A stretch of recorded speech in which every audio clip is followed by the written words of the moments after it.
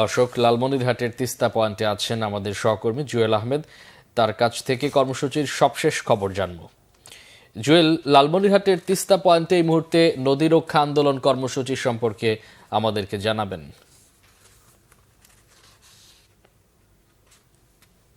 মামুন, আপনি জানেন যে এই যে আন্দোলন নিয়ে মাঠে নেমেছে তিস্তা পাড়ের মানুষ, সেই আন্দোলনটি তাদের প্রাণের আন্দোলন। এটি এক কথায় বলা যায় তাদের অধিকার আদায়ের সংগ্রাম আজকে থেকে শুরু হয়েছে। এখন পর্যন্ত এই কর্মসূচি আনুষ্ঠানিক শুরু হয়নি। আমরা যতটুকু জেনেছি সকাল 11টায় এই কর্মসূচি সেমিনারের মাধ্যমে উদ্বোধন শুরুটা হবে এবং আনুষ্ঠানিক উদ্বোধন করবেন বিএনপি মহাসচিব মির্জা ফখরুল ইসলাম আলমগীর, সেটি দুপুরে। এবং সেমিনারে যিনি অংশ নেবেন, সেমিনারে ঢাকা বিশ্ববিদ্যালয়ের শিক্ষক ডক্টর আব্দুল আল মামুন, তিনি এই সেমিনার পরিচালনা করবেন। এবং সকাল থেকেই লোকজন আসতে শুরু করছে বিভিন্ন এলাকা থেকে। আপনাকে যদি একটু দেখাই মামুন, আপনি দেখবেন যে ঠিক পশ্চিমে যে রেল সেতু দেখা যাচ্ছে, সেখানেই মঞ্চ তৈরি করা হয়েছে। সেই তিস্তার বুকে একেবারে এই মঞ্চটি, সেখানে অংশ নেবেন মির্জা ফখরুল ইসলাম আলমগীর। এছাড়া বিভিন্ন একাধিক তাঁবু রয়েছে। রাতে যারা থাকবেন, অতিথি যারা আসবেন দূর দূরান্ত থেকে, তারা এখানে অবস্থান করবেন সারা রাত ভর।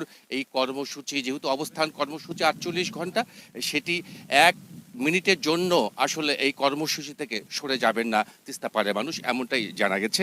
এবং এইটির সমন্বয়ক, প্রধান সমন্বয়ক অধ্যক্ষ আসাদুল হাবিব দুলু, তিনি আমাদেরকে জানিয়েছেন যে উত্তরের 5টি যে জেলা রয়েছে, সেই 5টি জেলার 11টি পয়েন্টে একযোগে একই সাথে একই সময়ে এই কর্মসূচি শুরু করা হবে। এবং এই কর্মসূচিতে বিএনপির কেন্দ্রীয় এবং স্থায়ী কমিটির নেতারা অংশ নেবেন। সেই সাথে অংশ নেবেন বামপন্থী নেতারা যারা রয়েছেন, যেসব দল, রাজনৈতিক দলগুলো, তারাও এসেছেন।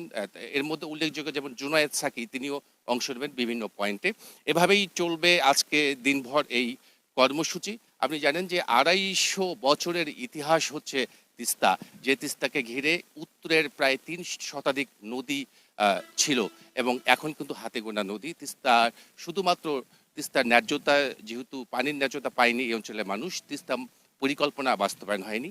বিগত সময়ের সরকারগুলো শুধু আশ্বাস বাণী দিয়েছেন তিস্তা পাড়ের মানুষদেরকে। তারা আর আশ্বাস বাণীতে থেমে থাকতে চান না। তারা চাচ্ছেন যে বর্তমান সরকার আমলেই এই তিস্তা নদীর পানির ন্যায্যতা এবং তিস্তা যে বিজ্ঞানসম্মত খনন, সেটি তারা বাস্তবায়ন করতে চান এবং এটির শুরুটা দেখেই তারা এই আন্দোলন থেকে সরে যেতে চান। মামুন, তিস্তা বাঁচাতে অবস্থান কর্মসূচির খবর জানাতে লালমনিরহাট থেকে যুক্ত হয়েছিলেন সহকর্মী জুয়েল।